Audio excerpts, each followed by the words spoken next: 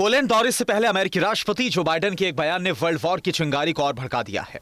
America के 46वें president ने कहा कि बहुत जल्द एक न्यू वर्ल्ड ऑर्डर बनने वाला है, जिसका नेतृत्व अमेरिका के हाथों में होगा। इसके लिए अमेरिका को दुनिया के सभी फ्री देशों को यूनाइट करना होगा। माना जा रहा है कि पोलैंड दौरे से पहले बाइडेन ने बयान देकर रूस के राष्ट्रपति व्लादिमीर पुतिन पर निशाना साधा है। अमेरिका अब रूस यूक्रेन युद्ध को लेकर सीधे सीधे एक्शन में आने की चेतावनी दे रहा है। यूक्रेन की ओर से अमेरिका इस युद्ध में शामिल हो सकता है, जिसके बाद वर्ल्ड वॉर की शुरुआत हो सकती है। रूसी मीडिया का दावा है कि अमेरिकी राष्ट्रपति जो बाइडेन की वर्ल्ड लीडर बनने की महत्वाकांक्षा पूरी दुनिया पर भारी पड़ सकती है। अमेरिका के तेवर दिखाने के साथ ही कुछ साथी देश पीछे भी हटने लगे हैं और यूरोपियन यूनियन में दरार पड़ने लगी है। हंगरी के टॉप डिप्लोमेट पीटर शिचार्तो ने संकेत दे दिया है कि अमेरिका की ओर से रूस पर लगाए गए नए प्रतिबंधों को मानने से इंकार कर सकता है, क्योंकि इसके बैकफायर करने की आशंका है।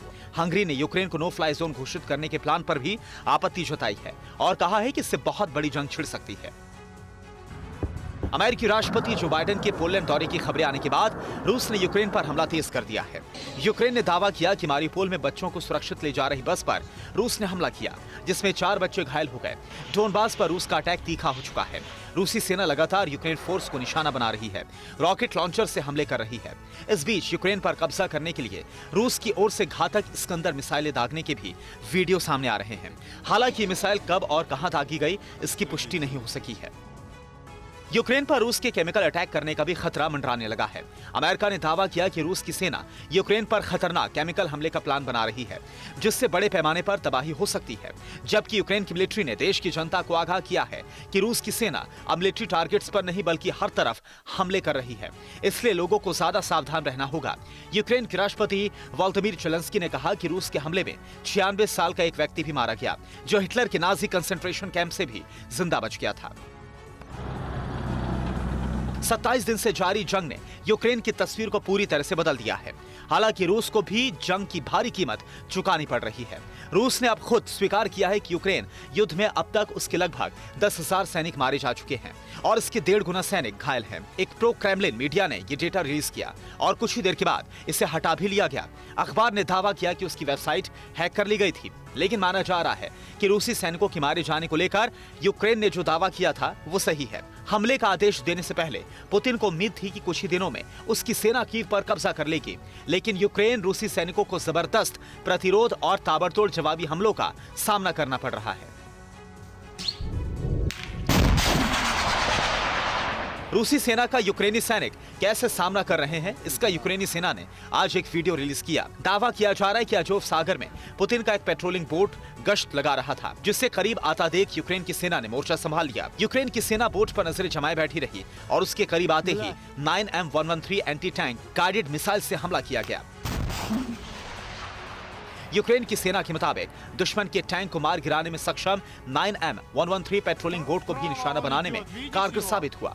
रूसी सेना को अपने बोट को टो करते ले जाते देखा गया। यूक्रेन के खैरसोन शहर के लोग रूस की सेना से सीधे भिड़ने लगे हैं। रूस इस शहर पर अधिकार कर चुका है, लेकिन पुतिन की सेना के लिए लोगों का विरोध संभालना मुश्किल हो रहा है। यूक्रेन सरकार ने इस वीडियो को जारी करते हुए आरोप लगाया कि पुतिन के गुलाम खैरसोन में अत्याचार कर रहे हैं, आंसू गैस के गोले दाग रहे हैं, आसमान में फायरिंग कर रहे हैं। यूक्रेन के राष्ट्रपति ज़ेलेंस्की ने कहा कि यूक्रेन के लोगों को जगाने की कोई जरूरत नहीं, हर यूक्रेनी अपनी जगह पर लड़ रहा है और पुतिन की सेना पर भारी पड़ रहा है। यूक्रेन के राष्ट्रपति वोलोदिमीर ज़ेलेंस्की ने नाटो से दो टूक लहजे में पूछा है कि नाटो साफ करे कि यूक्रेन को अपने अलायंस में जगह दे रहे हैं या फिर नहीं। सच तो यह है कि नाटो देश रूस से डरते हैं। वहीं यूक्रेन के विदेश मंत्रालय ने रूसी राष्ट्रपति व्लादिमीर पुतिन पर डोनबास के डोनेत्स्क और लुहांस्क से लगभग 2500 यूक्रेनी बच्चों को किडनैप करके रूस भेजने का आरोप लगाया है। यूक्रेन युद्ध की वजह से यूरोप में शरणार्थी संकट भी गहराता जा रहा है। जर्मन विदेश मंत्री ने कहा कि यूरोपियन यूनियन को 80 लाख यूक्रेनी नागरिकों को शरण देने के लिए तैयार रहना चाहिए। यूएनएचआरसी की रिपोर्ट के मुताबिक अभी तक 1 करोड़ से ज्यादा लोग शरणार्थी के रूप में देश के अंदर और बाहर शिफ्ट हो चुके हैं। रूस यूक्रेन जंग के बीच रूसी राष्ट्रपति पुतिन की गर्लफ्रेंड को लेकर एक चौंकाने वाली खबर आई है। पुतिन की गर्लफ्रेंड और एक्स जिम्नास्ट अलीना काबेवा के स्विट्जरलैंड में छिपे होने का दावा किया जा रहा है, लेकिन यूक्रेन के लोगों ने अलीना के खिलाफ एक ऑनलाइन पिटीशन शुरू की है, जिसमें उन्हें स्विट्जरलैंड से बाहर निकालने की मांग की जा रही है। दावे के मुताबिक अलीना अपने 3 बच्चों के साथ एक लग्जरी विला में छिपी है। इस पिटीशन के सपोर्ट में अभी तक 50,000 से अधिक लोग साइन कर चुके हैं। अलीना की उम्र 38 साल है और वो एक ओलंपिक गोल्ड मेडलिस्ट है और पुतिन की यूनाइटेड रशिया पार्टी की सांसद भी रह चुकी है। परवाह देश की, सोमवार से शुक्रवार रात 10 बजे TV9 भारतवर्ष पर।